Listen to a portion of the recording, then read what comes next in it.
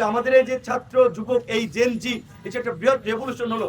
এই সমস্ত ছাত্র তরুণ ভাইদের তো এখানে আসা দরকার, তাদের পাশে থাকা দরকার, যারা আমরা কোটা না মেধার স্লোগান তুলে বৈষম্যের বিরুদ্ধে আন্দোলন করেছি। কিন্তু দেখা যায় আসলে এটাই অনেক ক্ষেত্রে নিয়ম, যার যারটা পাওনা হয়ে গেলে অন্যের কথা আর কেউ ভাবে না। মানুষ কিন্তু আমাদের পরিবর্তন করতে হবে। আমরা যখন সমাজ এবং রাষ্ট্রের পরিবর্তন চাই, আমাদের নিজেদের মন মানসিকতারও পরিবর্তন দরকার। শুধু নিজের স্বার্থকেন্দ্রিক ভাবনা না, গোটা সমাজের প্রজন্মের কথা আমাদেরকে ভাবতে হবে। এই ছাত্র আন্দোলনের মধ্যে দিয়েই কিন্তু গোটা সমাজ এবং রাষ্ট্রের একটা যুগান্তকারী পরিবর্তন ঘটেছে।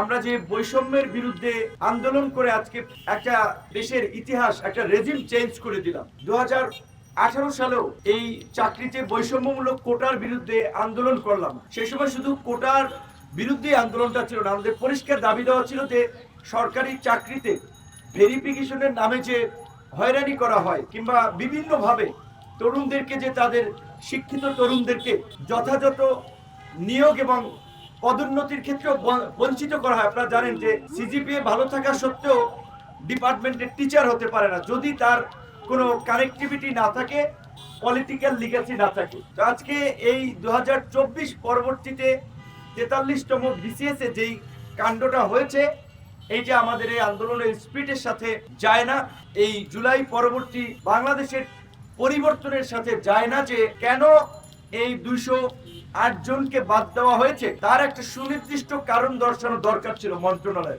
বান্ডেল থাকলে প্রতি সেনমানিতে টাকা বাঁচবে।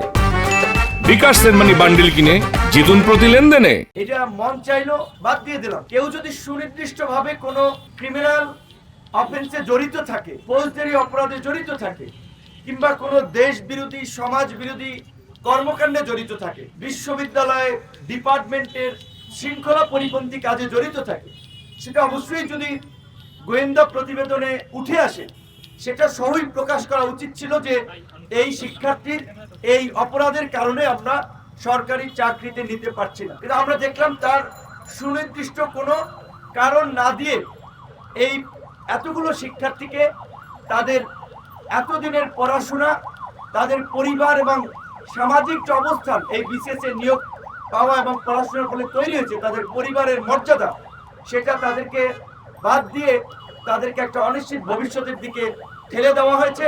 18+ একজন ম্যাচিউর শিক্ষার্থী তরুণরা তার পরিবারের বা পারিবারিক রাজনীতির কারণে সে কখনো চাকরির অধিকার থেকে বঞ্চিত হতে পারে না। এটা কিন্তু ইউনিভার্সাল হিউম্যান ডিক্লারেশন বা বাংলাদেশেরও প্রচলিত আইনের, আমরা যদি বলি, মানবাধিকারের লঙ্ঘন। আমরা এটা চাই না। আমরা পরিষ্কারভাবে বলছি যে গণ অভ্যুত্থান পরবর্তী বাংলাদেশে আমরা একটা রিফর্ম এবং রিকনসিলিয়েশনের মধ্যে দিয়ে আমরা একটা সামাজিক চুক্তি, জাতীয় ঐক্যমতের ভিত্তিতে আগামীর নতুন বাংলাদেশ বিনির্মাণ করতে চাই। সেখানে এখনো যদি আমরা রাজনৈতিক দৃষ্টিকোণ থেকে সমাজে বিভাজন তৈরি করি,